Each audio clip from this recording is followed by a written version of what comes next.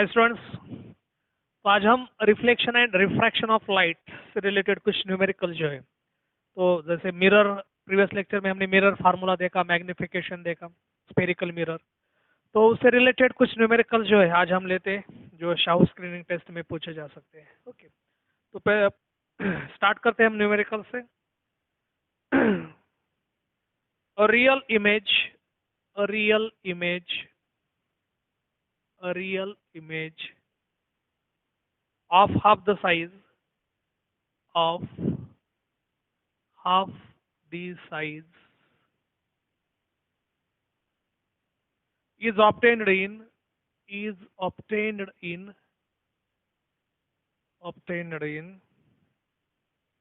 a concave spherical mirror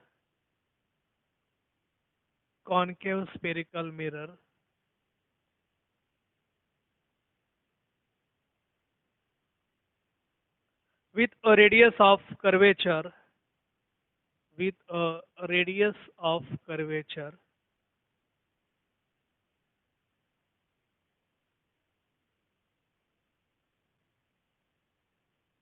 of 40 centimeter of 40 centimeter. The distance of the object the distance of the object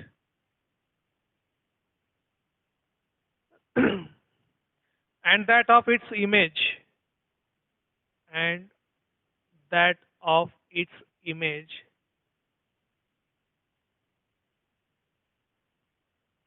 will be। तो option है इसमें, पहला option दे दिया है 15 centimetre 30 centimetre, second option है दूसरा 30 centimetre 15 centimetre, तीसरा option है 30 सेंटीमीटर 60 सेंटीमीटर और लास्ट ऑप्शन है 60 सेंटीमीटर एंड 30 सेंटीमीटर। चलो इसको ध्यान से देखो बेटा, इसका आंसर हमें देखना है। तो क्वेश्चन प्रीवियस लेक्चर में भी हमने एक दो क्वेश्चन ऐसे ले लिए थे, तो ऐसे क्वेश्चंस आपको एग्जाम में पूछे जा सकते हैं शाहू स्क्रीनिंग टेस्ट में। तो ज्यादातर ऐसे क्वेश्चन में हमें फोकस भी करना है ऐसे क्वेश्चन से related. A real image of half the size is obtained. अब साइज मतलब क्या है, मैग्निफिकेशन कितना है, obtained in a concave spherical mirror, और मिरर कौन सा है, कॉन्केव स्फेरिकल मिरर, और रेडियस ऑफ कर्वेचर दे दिया है 40 सेंटीमीटर। ओके, तो रेडियस ऑफ कर्वेचर 40 सेंटीमीटर है, तो फोकल लेंथ कितना आ जाएगा, -20 सेंटीमीटर। माइनस क्यों ले रहे, क्योंकि मिरर कौन सा है, कॉन्केव, तो कॉन्केव मिरर में radius of curvature, focal length ये दोनों नेगेटिव रहेंगे। ओके, ज्यादातर केस में तो ये फिजिकल टू -20 सेंटीमीटर आ जाएगा, क्योंकि R that is equal to 2f, ये बेसिक रिलेशन है हमारे पास, R is equal to 2f, तो focal length that is equal to radius by 2, so 20 centimetre ये आ गया। अब मैग्निफिकेशन का फॉर्मूला क्या है, -v/u। अब मैग्निफिकेशन क्या है, हाफ द साइज, तो ये रियल इमेज बना रहा है तो -हाफ आ जाएगा, तो ये -v/u, माइनस माइनस कैंसिल हो जाएगा, तो ये v किसके बराबर आ जाएगा, u/2 के बराबर, या फिर ये तो v आ जाएगा u/2 के बराबर, या फिर u आ जाएगा v/2 के बराबर, ये कौन सा भी ले सकते हैं। अब हमें यहाँ पर distance of the object and that of its image, तो ऑब्जेक्ट का डिस्टेंस तो हम यहाँ पर u निकालना है और v भी निकालना है, distance of image and distance of object. समझ में आ रहा है। अब देखो यहाँ पर mirror formula, by mirror formula, तो मिरर फार्मूला क्या है हमारे पास, mirror formula 1/f is equal to 1/v plus 1/u। तो ये यहाँ पर पहले हम क्या करेंगे, 1/f, तो f कितना है 20, तो -1/20 दैट इज इक्वल टू, ये 1/v जो है u/2 है, तो यहाँ पर हम लिखते हैं u/2 प्लस, अब ये u/2 है v, तो ये उल्टा हो जाएगा ना, 2/u आ जाएगा, 2/u, क्योंकि 1/v है, तो ये 2/u आ जाएगा प्लस 1/u, इस तरह से आ जाएगा। समझ में आ रहा है। अब ये इस तरह से आ जाएगा। अब इसको सॉल्व करते हैं, सॉल्व करने के बाद क्या आता है, तो ये u नीचे रहेगा और ऊपर 3 दैट इज इक्वल टू 1/20। तो u कितना आ जाएगा यहाँ पर, u that is equal to -60 centimetre. तो ये माइनस साइन क्यों है यहाँ पर, क्योंकि ये मिरर कौन सा है, कॉनकेव है, कॉनकेव स्फेरिकल मिरर, तो u माइनस से आ जाएगा। समझ में आ रहा है? ओके, ऑब्जेक्ट का डिस्टेंस, तो ये ऑब्जेक्ट का डिस्टेंस 60 सेंटीमीटर है, और ये रिलेशन क्या है, v is equal to u/2। तो ये v क्या आ जाएगा, -60/2, so v that is equal to -30 centimetre. तो ऑब्जेक्ट का डिस्टेंस आ जाएगा 60 सेंटीमीटर, इमेज का डिस्टेंस आ जाएगा 30 सेंटीमीटर। ओके, तो ये माइनस क्यों है, तो कॉनकेव मिरर है। ओके, तो ये माइनस मतलब ये 60 सेंटीमीटर 30 सेंटीमीटर, डी ऑप्शन यहाँ पर मैग्नीट्यूड फॉर्म में दे दिए है। ओके, तो बस यहाँ पर हम लिख सकते हैं इस तरह से। समझ में आ रहा है? तो डी ऑप्शन हमारा यहाँ पर करेक्ट रहेगा। चलो दूसरा सवाल देखते हैं। तो ऐसे सवाल जो है क्वेश्चंस शाउ स्क्रीनिंग टेस्ट में बार बार पूछे जा सकते हैं, उसकी प्रैक्टिस भी हमें करना है। कुछ और इस तरह से क्वेश्चंस जो है स्फेरिकल मिरर से रिलेटेड हम लेंगे, और उसके बाद फिर हम रिफ्रैक्शन की तरफ जाएंगे। अब तो ये रिफ्लेक्शन हो रहा है, तो हम बाद में रिफ्रैक्शन की तरफ जाएंगे। ओके, तो वहाँ पर लेंस के कंसेप्ट है, रिफ्रैक्शन में स्नेल्स लॉ है, जिसपे ज़्यादातर क्वेश्चंस आपको पूछे जा सकते हैं, तो वो सारे हम क्वेश्चंस वहाँ पर लेंगे। ओके, चलो नेक्स्ट दूसरा क्वेश्चन लेते हैं।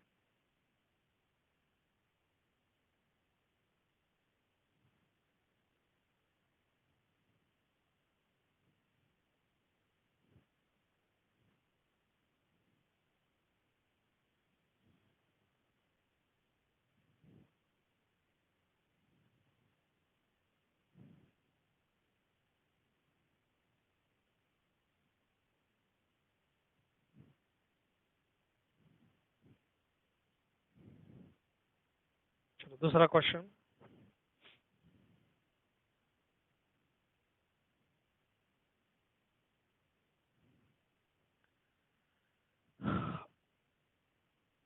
अब ये कुछ थ्योरेटिकल क्वेश्चन है। All of the following statement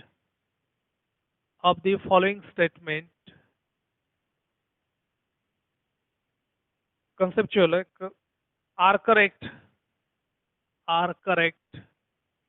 all of the following statements are correct. तो यहाँ पर स्टेटमेंट लिखो,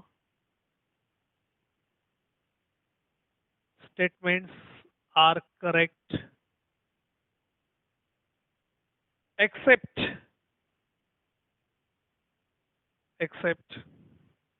नंबर 1, पहला ऑप्शन है virtual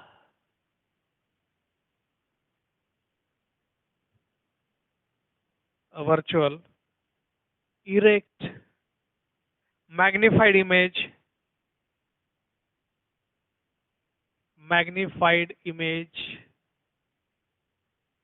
can be formed using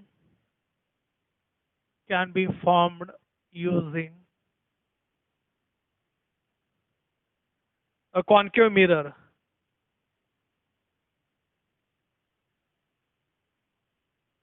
ये पहला है। सेकंड ऑप्शन, अब देखना है यहाँ पर all of the following statements are correct except, बस एक रॉन्ग है, तो ये रॉन्ग कौन सा है वो देखना है, कौन सा है। सेकंड है real inverted same sized image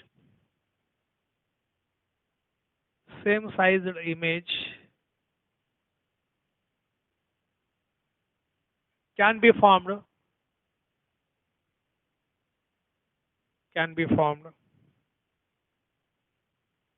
using a convex mirror, using a convex mirror। Third, the magnification produced by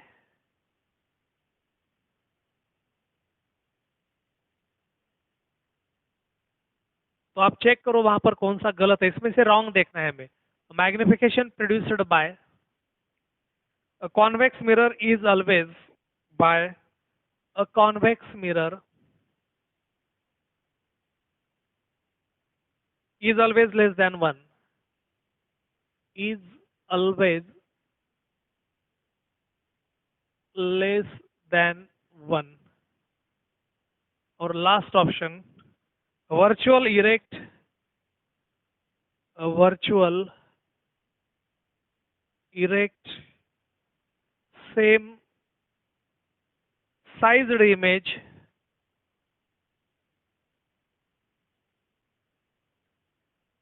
can be obtained by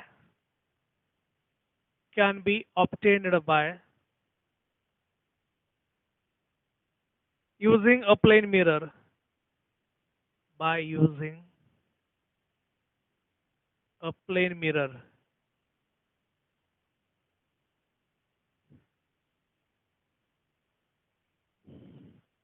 ध्यान से देखो इसको, ये चार ऑप्शंस है। All of the following statements are correct except, अब इसमें से एक रॉन्ग स्टेटमेंट है। अब जो कंसेप्चुअल जो क्वेश्चंस रहते हैं शाउ स्क्रीनिंग टेस्ट में, तो ऐसे सवाल आपको इसमें पूछे जाते हैं। तो मतलब देखना है, virtual erect magnified image can be formed using a concave mirror.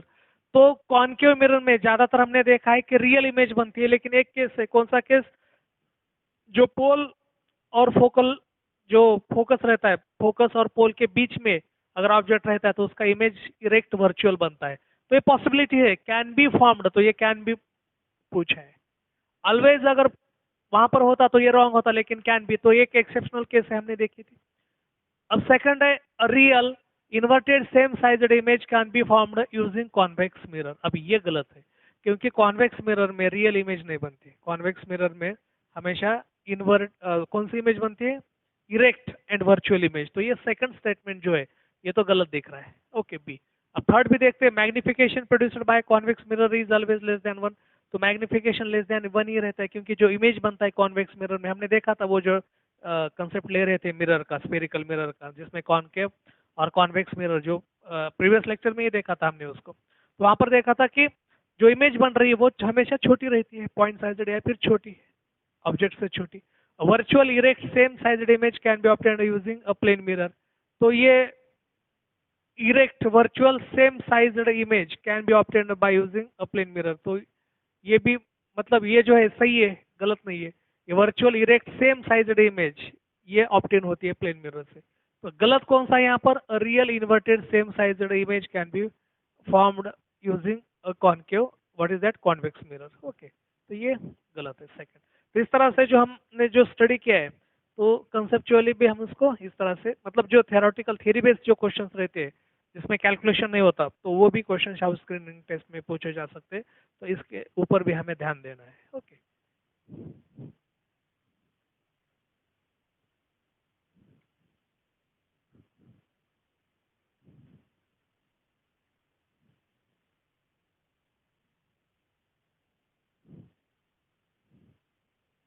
दूसरा क्वेश्चन देखते हैं।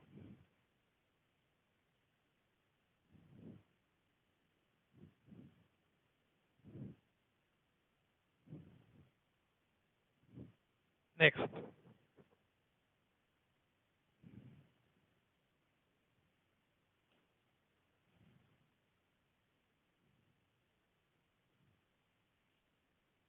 an object is placed an object is placed at the center of curvature, at the center of curvature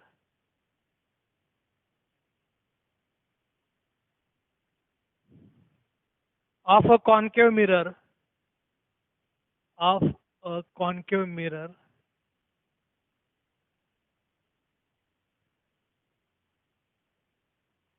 the distance between its image,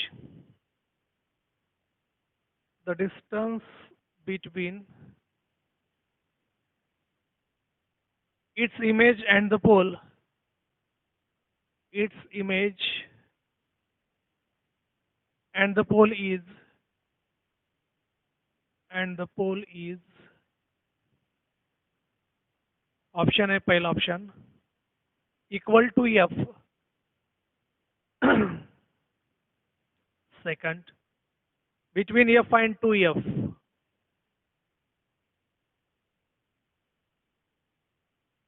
third equal to 2f, fourth greater than 2f,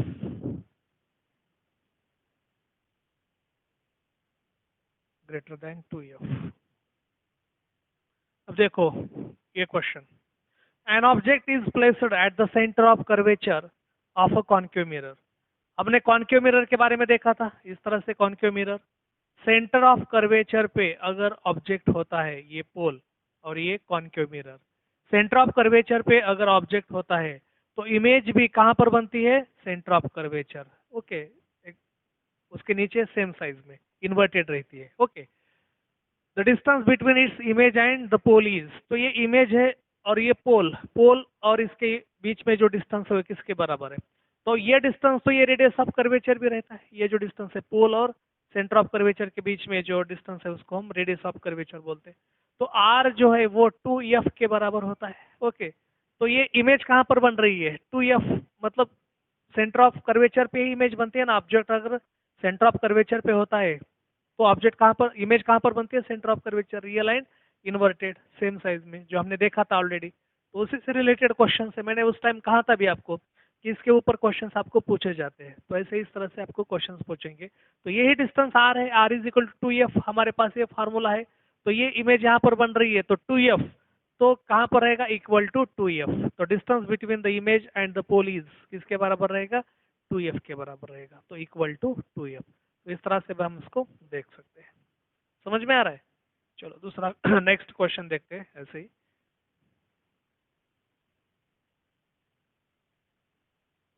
अगला सवाल,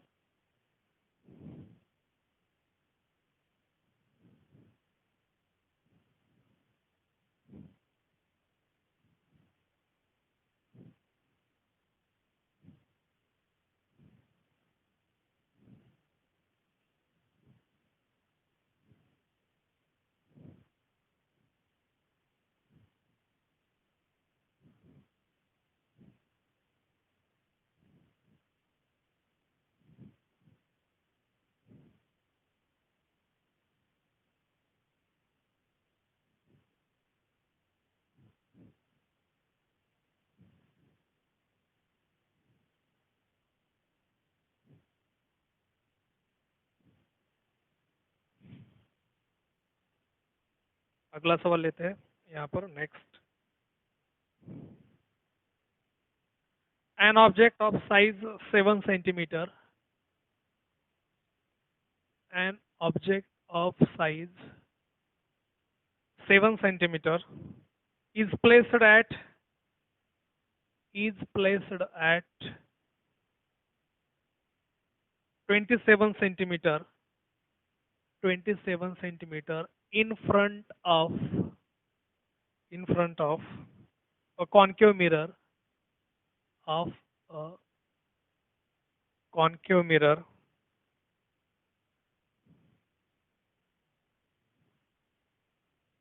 of focal length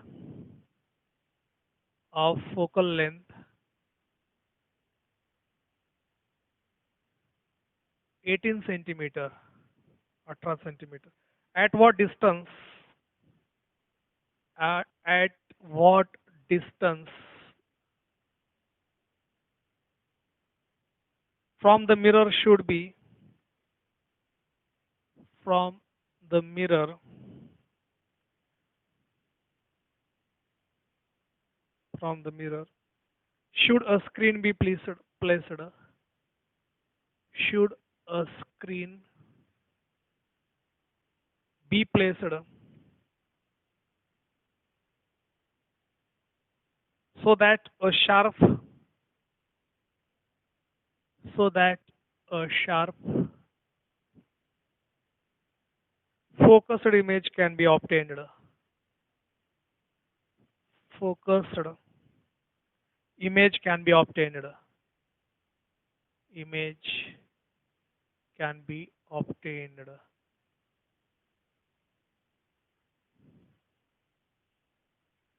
तो option है यहाँ पर -54 centimetre, -17 centimetre, -20 centimetre, -30 centimetre.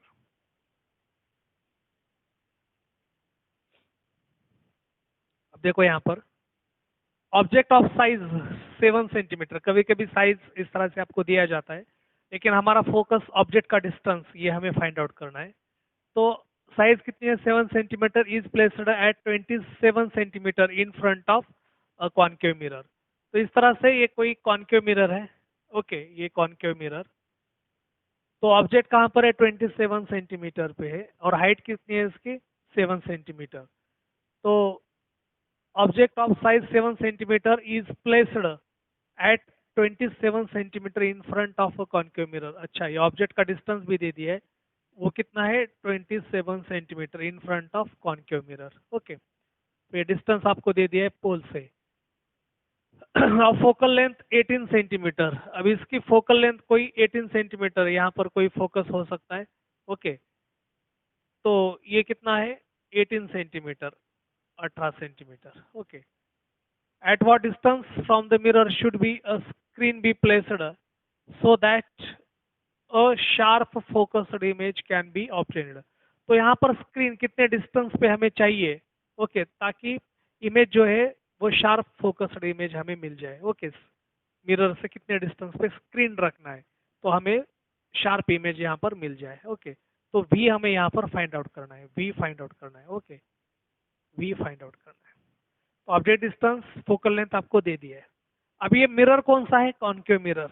अगर ये concave mirror है तो ये दोनों भी माइनस रहेंगे, ये बराबर है। तो यहाँ पर यू जो है ये कितना है, -20 सेंटीमीटर, यफ कितना है, -18 सेंटीमीटर, और आपको यहाँ पर वी फाइंड आउट करना है। तो हमारे पास क्या है, by mirror formula. Mirror formula जो हमारे पास वो क्या है, 1/f that is equal to 1/v plus 1/u, ये हमारे पास मिरर फार्मूला है। ओके, तो ये ऐसे ही हाइट जो है उसके साइज दे दिए, तो कंफ्यूजन करने के लिए कभी कभी साइज दे दिया, तो साइज का यहाँ पर कोई मतलब नहीं है हाइट का। ओके, तो आपको सिर्फ v निकालना है यहाँ पर। तो 1/v that is equal to 1/f minus 1/u।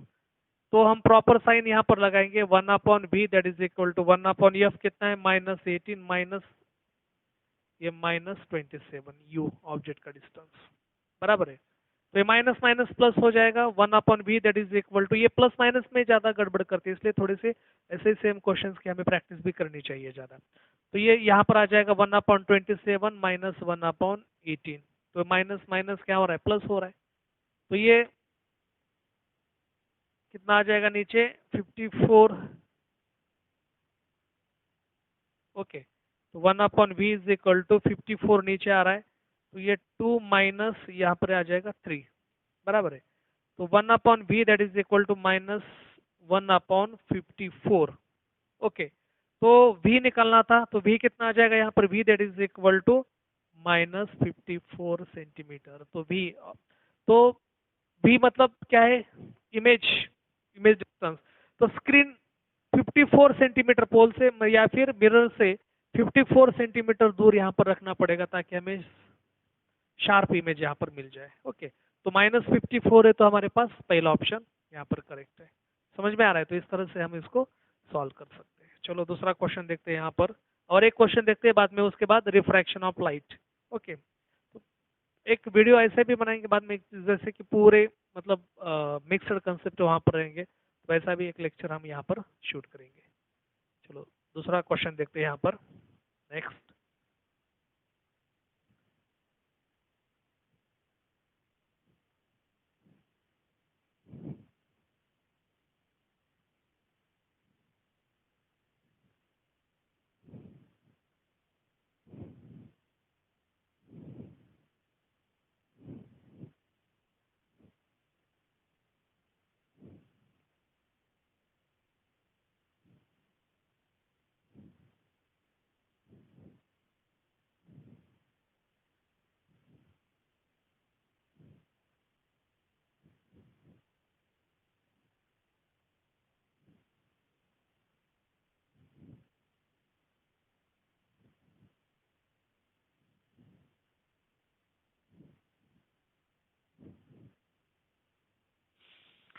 चलो दूसरा सवाल लेते हैं।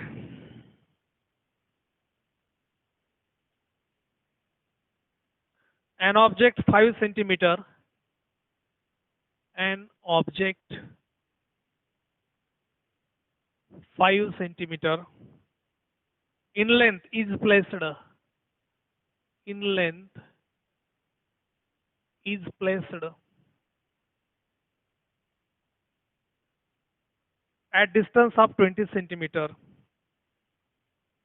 At a distance of 20 centimeter. 20 centimeter in front of a convex mirror. In front of a convex mirror. ध्यान देखना है ये मिरर कॉन्वेक्स है या कॉनकेव, क्योंकि साइन इसके ऊपर लगाने हैं हमें. Convex mirror of radius of curvature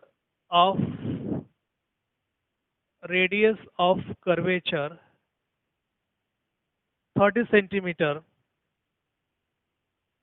Radius of curvature 30 centimeter है. Find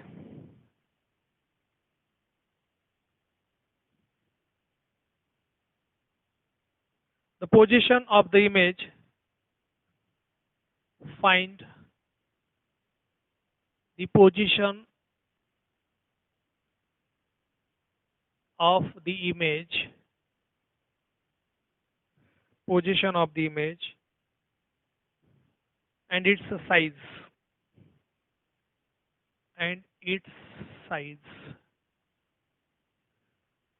ऑप्शन है यहाँ पर. पहला ऑप्शन है 12.27 सेंटीमीटर पोजीशन एंड साइज दे दिया है और ये 4 सेंटीमीटर. बी ऑप्शन है 8.57 centimetre and 2.1 centimetre. C option है 14.27 centimetre and 3.1 centimetre.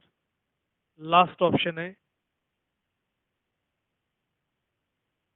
6.87 centimetre and ये यहाँ पर है 2.5 सेंटीमीटर.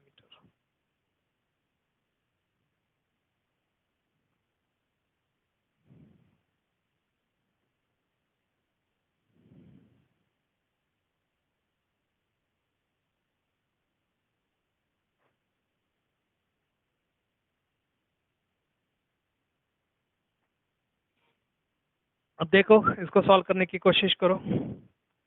चलो देखते हैं अब इसको. अब ये ऑब्जेक्ट क्या है? An object 5 centimetre in length. तो ये ऑब्जेक्ट की लेंथ तो एच मानते हैं हम. तो ये कितना है? 5 सेंटीमीटर है. इस place at A distance of 20 centimetre. तो यू कितना है? 20 सेंटीमीटर. ओके. अभी ये कॉन्वेक्स है तो ये प्लस आ जाएगा. ओके.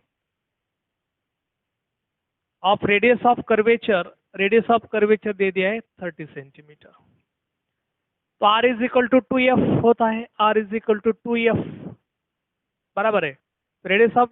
तो ये F की जो वैल्यू है तो R/2 आ जाएगी. तो F is equal to R/2. Okay. तो F कितना आ जाएगा? 15 सेंटीमीटर. या फिर R/2 भी रखते हो तो कोई दिक्कत नहीं. अब ये मिरर कौन सा है? हमारा कॉन्वेक्स मिरर है. तो ये प्लस में आ जाएगी साइन सारे. बस ये ऑब्जेक्ट का डिस्टेंस है ये माइनस में आ जाएगा, क्योंकि ऑब्जेक्ट चाहे कॉन्वेक्स या कॉनकेव मिरर हो, ऑब्जेक्ट का डिस्टेंस हमेशा माइनस में ही रहेगा. समझ में आ रहा है? तो इस तरह से हम इसको रखते हैं यहाँ पर. तो F is equal to R/2 के बराबर है. चलो अब mirror formula. By mirror formula. तो मिरर फार्मूला लगाते हैं यहाँ पर. By mirror formula 1/F is equal to 1/ what is that? U plus 1/V. तो ये हमारे अब यहाँ पर हमें निकालना क्या है? What is that? Find the position. तो V हमें निकालना है एंड साइज H डैश निकालना है. H डैश एंड V निकालना है. ओके. तो ये 1/V इज इक्वल टू क्या आ जाएगा? 1/F माइनस 1/U आ जाएगा. तो 1/V is equal to 1/F. F क्या है? R/2. तो ये 2/R इस तरह से लिख सकते हैं हम इसको. बराबर है. माइनस ये क्या आ जाएगा? Minus in bracket 1/-20. तो माइनस माइनस फिर से प्लस हो जाएगा. 1/V that is equal to 1/, मतलब ये क्या है यहाँ पर 2/r, उसको सॉल्व करते, 2/r प्लस 1/20, 2/r प्लस 1/20। तो r हमारे पास है, r की वैल्यू जो दे दी है वहां पर हम पुटअप कर सकते हैं, r की जो वैल्यू दे दी है। ओके, तो ये 2/30 प्लस 1/20 आ जाएगा। तो 1/v that is equal to 2/30 plus 1/20। तो इसको सॉल्व करते हैं, 1/v that is equal to, यहाँ पर ये कितना आ जाएगा, ये 60। ओके, तो ये 2 इंटू 2 मतलब ये 4 प्लस 3, तो 1/v that is equal to 7/60। तो v that is equal to 60/7। तो v कितना आ रहा है यहाँ पर, तो इमेज का जो डिस्टेंस है या फिर हम जिसको पोजीशन यहाँ पर ये वर्डिंग की है, तो इमेज का डिस्टेंस मतलब यहाँ पर पोजीशन ही कितना आ रही है, v is equal to 60 divided by 7। तो 60 डिवाइडेड बाय 7 अगर यहाँ पर हम करते हैं तो कितना आ जाएगा, 12.27 सेंटीमीटर, बराबर है।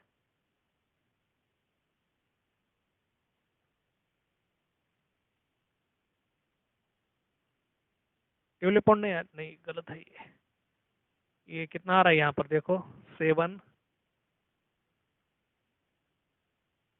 8 4 आ रहे हैं 40, 8.57 सेंटीमीटर जो कि हमारे पास है यहाँ पर 8.5 सेंटीमीटर। तो इमेज का जो डिस्टेंस है या फिर पोजीशन जो इमेज की 8.57 सेंटीमीटर आ रही है, तो शायद बी ऑप्शन ही करेक्ट होगा, क्योंकि एक तो यहाँ पर 8.57 एक ही दिख रहा है यहाँ पर, तो शायद बी ऑप्शन करेक्ट हो। अब देखते हैं ये भी यहाँ पर साइज, इट्स अ साइज। तो मैग्निफिकेशन का एक फार्मूला है, magnification that is equal to -v/u या फिर h-h, ऐसे भी लिख सकते हैं। तो उसको कैलकुलेट करते हैं। अब यहाँ पर h-h, तो यहाँ पर h-h, तो h' हमें कैलकुलेट करना है, तो h' that is equal to h into -v/u।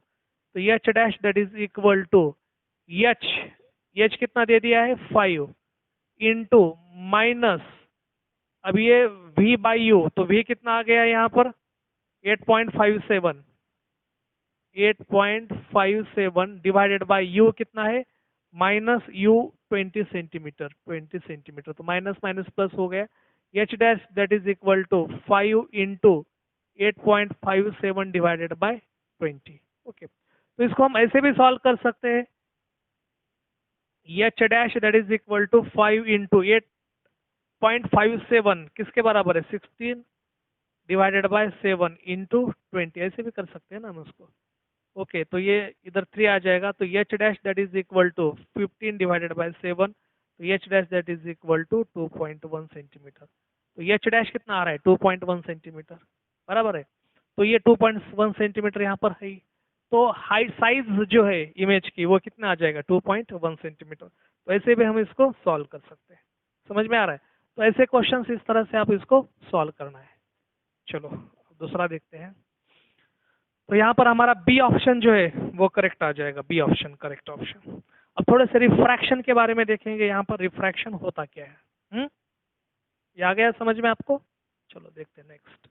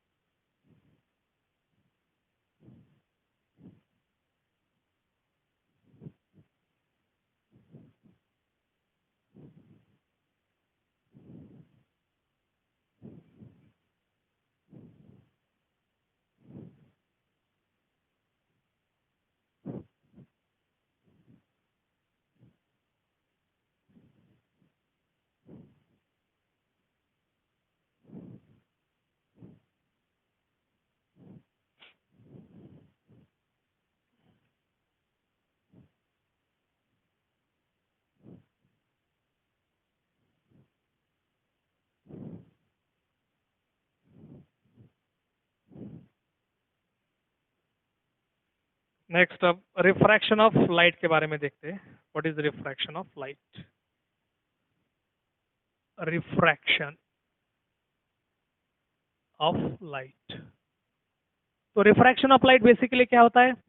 When light travels from one medium to another medium, okay, तो एक मीडियम से दूसरे मीडियम में जब लाइट चली जाती है, then it bends. So this bending of light is called as, what is that? Refraction of light. Okay, तो ये ऑप्टिकल मीडियम होने चाहिए, मतलब रेयरर हो सकते हैं या फिर डेंसर हो सकते हैं। सो बेंडिंग ऑफ लाइट, इसको ऐसे भी लिख सकते हैं, the bending of light when light passes obliquely from one medium to another medium. किसी एक मीडियम से दूसरे मीडियम में लाइट अगर पास करती है ऑब्लिकली, ओके, ऑब्लिकली मतलब क्या है? Making some angle. अगर हम नॉर्मली पास करते हैं तो सीधा चली जाएगी, तो उसको हम क्या बोलते हैं? Refraction of light. ओके, तो इट बेंड्स। अब ये बेंडिंग जो है, जैसे कि अब यहाँ पर देखते हैं, ये कोई एक मीडियम है, ग्लास मीडियम नीचे, और ऊपर है एयर मीडियम, ऊपर एयर और नीचे समझो यहाँ पर कोई ग्लास। तो ये रिफ्रैक्टिव इंडेक्स ग्लास का तो ज्यादा रहता है, रिफ्रैक्टिव इंडेक्स के बारे में भी हम देखेंगे। ओके, तो ये ऑप्टिकली डेंसर मीडियम है और ये ऑप्टिकली रेयरर मीडियम। इसको हम ऐसे भी लिख सकते हैं, रेयरर मीडियम, रेयरर मीडियम, और ये जो दूसरा है ग्लास, ये denser medium, optically denser medium है। ओके, डेंसर मीडियम ये नॉर्मल रहेगा यहाँ पर, ये इस तरह से ये ग्लास है नीचे, ये वाला पोर्शन। तो जैसे लाइट ऑब्लिकली यहाँ पर हम इंसिडेंट करते हैं इस तरह से, ओके, मेकिंग सम एंगल आई, ओके, तो ये इंसिडेंट लाइट है ऑब्लिकली, और ये नॉर्मल रहेगा यहाँ पर एन डैश नॉर्मल। देन अब ये लाइट अगर समझो ये ग्लास मीडियम नहीं रहता तो ये लाइट सीधा चली जाती, लेकिन अब यहाँ पर एक मीडियम से दूसरे मीडियम में लाइट इंटर कर रही है तो इट बेंड्स। अब ये कुछ बेंड्स करेगी, अब इस केस में इट बेंड्स टुवर्ड्स नॉर्मल। अब ये लाइट तो बेंड हो रही है लेकिन नॉर्मल की तरफ बेंड हो रही है, away from the normal. So that depends, किस पे डिपेंड रहेगा? तो लाइट कहाँ से कहाँ पर जा रही है। अब ये optically rarer medium to optically denser medium light अगर ट्रैवल करती है तो इट बेंड्स टुवर्ड्स नॉर्मल, और ये ऐसा उल्टा अगर जाती है यहाँ से इस तरह से अगर जाती है, एंगल ऑफ इंसिडेंस है, इट ये सीधा चली जाती है, it bends away from the normal. तो यहाँ पर आर रहेगा, it bends away from the normal. तो डेंसर मीडियम टू रेयरर चली जाती है या फिर रेयरर टू डेंसर चली जाती है, तो इसके ऊपर ये हम देख सकते हैं। नॉर्मल की तरफ बेंड कब करेगी इसके ऊपर, मतलब जो थ्योरेटिकल है, थ्योरेटिकल क्वेश्चन जैसे हमने पहले भी बोला था कि सिर्फ मैथमेटिकल या फिर न्यूमेरिकल बेसिक क्वेश्चंस नहीं रहते, थ्योरेटिकल मतलब वहाँ पर कोई कैलकुलेशन नहीं रहता, कंसेप्चुअल क्वेश्चंस रहते हैं, तो ये भी आपको पूछा जा सकता है। तो बेंड तो हो रही है, लेकिन जब rare medium to denser medium light pass हो रही है तो it bends towards normal. Denser medium to rare medium में लाइट अगर जा रही है तो it bends away from the normal. Okay, तो ये रहेगा। अगर लाइट यहाँ पर ये नॉर्मल से अगर इंसिडेंट होती है तो सीधा चली जाएगी आगे, सीधा पास करती है, आगे चली जाती है। ओके, तो ये होता है refraction of light, bending of light when light travels from one medium to another medium, एक मीडियम से दूसरे मीडियम में चली जाती है। One transparent medium to another transparent medium, ये मीडियम ट्रांसपेरेंट होने चाहिए, ये भी ज्यादा जरूरी है यहाँ पर। ओके, तो इस तरह से हम उसको बोलते हैं रिफ्रैक्शन ऑफ लाइट। अब इसके दो लॉज है, laws of refraction of light, laws of refraction of light. अब इसके लॉज क्या है? Laws of refraction of light. अब देखो इसके लॉज की तरफ, एक जो फर्स्ट लॉ जो है इसका, तो पहला लॉ क्या बोलता है रिफ्रैक्शन ऑफ लाइट का? व्हेन लाइट मतलब ये जो है इंसिडेंट रे, रिफ्रैक्टेड रे, अब यहाँ पर इंसिडेंट रे और ये रिफ्रैक्टेड रे है, तो incident ray, refracted ray and normal all lies in same plane, ये सारे एक ही प्लेन में रहते हैं। ये पहला रूल है, incident ray, refracted ray and normal all lies in same plane. Okay, तो पहला रूल क्या है? Incident ray, refracted ray and normal all lies in same plane, एक ही प्लेन में रहते, ये पहला रूल।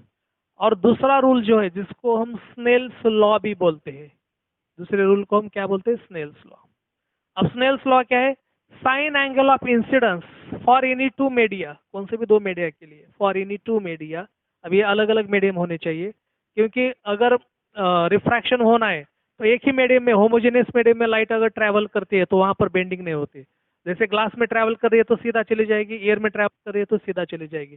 जब मीडियम चेंज होता है भी बेंडिंग होती है, ये भी ये बात याद रखना। Okay, so for any two media, okay, sine angle of incidence to the sin angle of refraction, the ratio of sin angle of incidence to the sin angle of refraction is always constant. तो ये constant रहेगा. For any media, the ratio of sin angle of incidence to the sin angle of refraction is constant. Okay. तो ये जो है sin I divide by sin R that is equal to constant, इस तरह से भी लिख सकते हैं.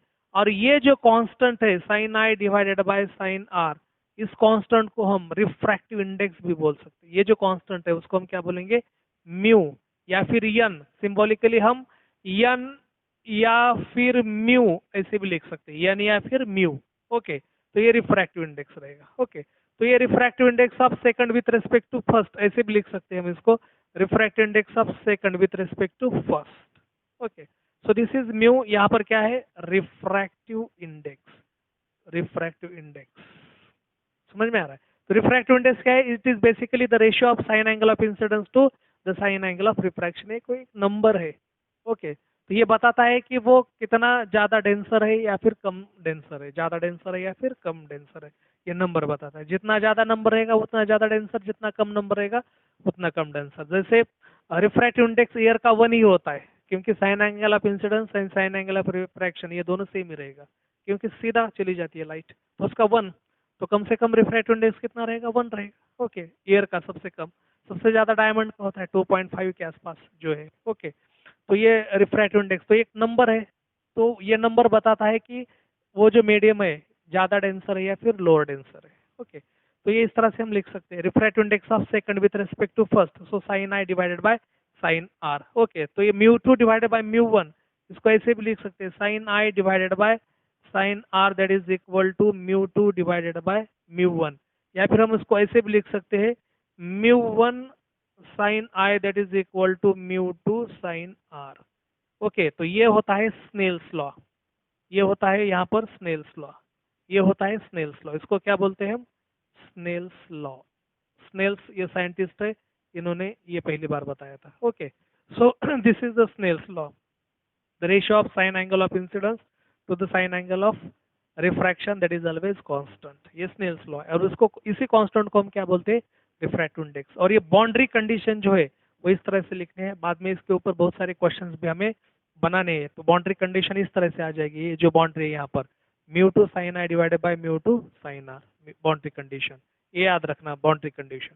अब ये जो है रिफ्रैक्टिव इंडेक्स है, वेलोसिटी ऑफ लाइट को इनवर्सली प्रोपोर्शनल रहता है, ये भी याद रखना. ओके, जैसे एब्सोल्यूट रिफ्रैक्टिव इंडेक्स या फिर रिलेटिव रिफ्रैक्टिव इंडेक्स जो हमें लिखना है, तो एब्सोल्यूट रिफ्रैक्टिव इंडेक्स कैसे लिखोगे, सो यहाँ पर μ21 so that is equal to c by v.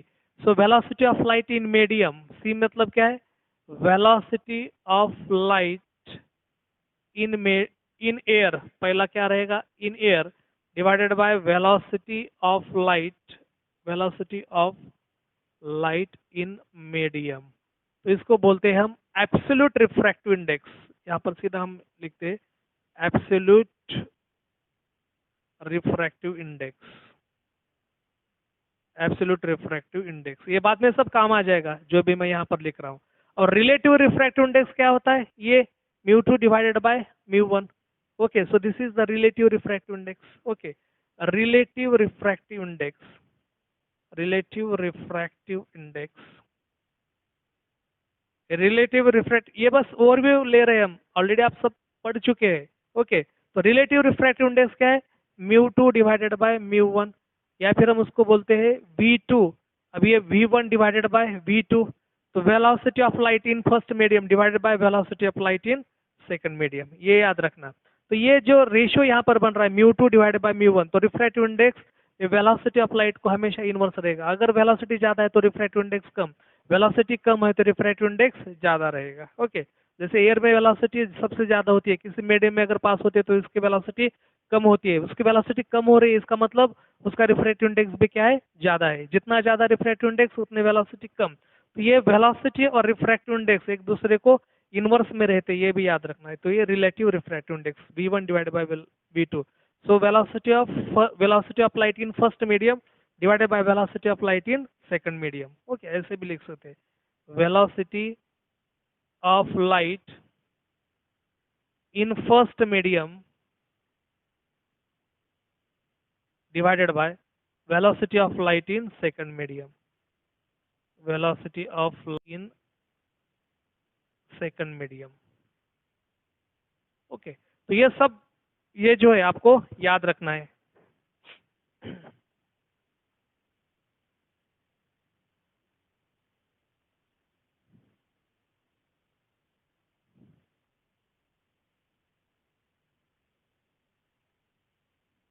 Okay, तो एब्सोल्यूट, रिलेटिव, रिफ्रैक्टिव इंडेक्स और फिर एक दूसरे के साथ जो रिलेशन है वो रिलेशन भी आपको यहाँ पर याद रखने हैं। समझ में आ रहा है आपको? ओके, तो इस तरह से हम इसको लिख सकते हैं। तो अब इससे रिलेटेड जो क्वेश्चंस है तो बाद में हम देखेंगे। तो ये वेवलेंथ के साथ भी कुछ रिलेशंस होता है। ओके, मतलब रिफ्रैक्टिव इंडेक्स का वेलोसिटी के साथ। और वैसे ही जैसे mu two divided by mu one, हम ऐसे यहाँ पर रख सकते हैं mu two divided by mu one, so that is equal to v one divided by v two. Okay, so that is equal to lambda one divided by lambda two, क्योंकि velocity lambda को directly proportional होती है। तो ये lambda क्या है यहाँ पर? वेवलेंथ है। तो इसके ऊपर हम नेक्स्ट लेक्चर में थोड़ा सा डिस्कशन करेंगे और फिर वहाँ पर हम इससे रिलेटेड कुछ न्यूमेरिकल्स एमसीक्यू जो है उसके बारे में हम स्टडी करते हैं। तो नेक्स्ट लेक्चर में हम मिलते हैं इस कंसेप्ट के साथ।